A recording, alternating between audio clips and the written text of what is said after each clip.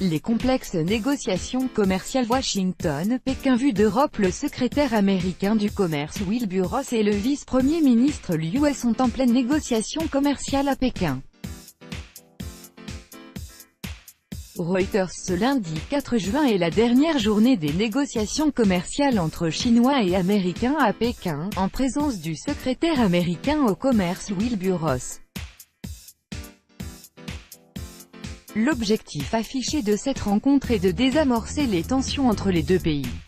Les États-Unis réclament notamment une ouverture accrue du marché chinois et la réduction de 200 milliards de dollars par an du déficit des échanges avec la Chine. L'Europe, elle, observe avec intérêt ces discussions commerciales entre les deux premières puissances économiques du monde. Avec notre bureau de Bruxelles, les milieux européens suivent de très près les hauts et les bas de la chaotique négociation commerciale entre Américains et Chinois. Leur intérêt est triple. D'abord, noter quelles initiatives chinoises entraînent quelles réactions américaines.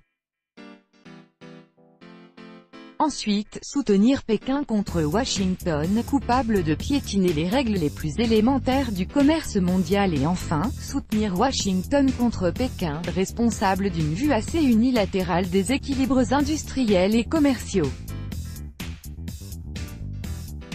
Les Européens curieux.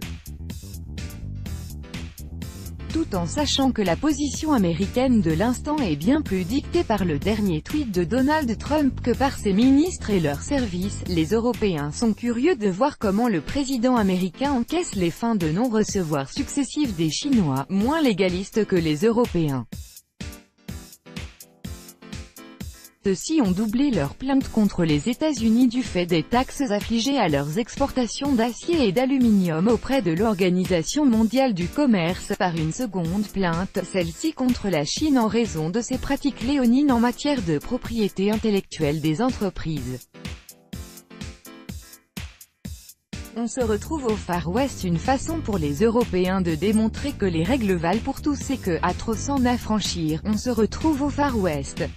À moins que renouer avec ce passé fantasmé du temps des pionniers ne soit la véritable intention américaine.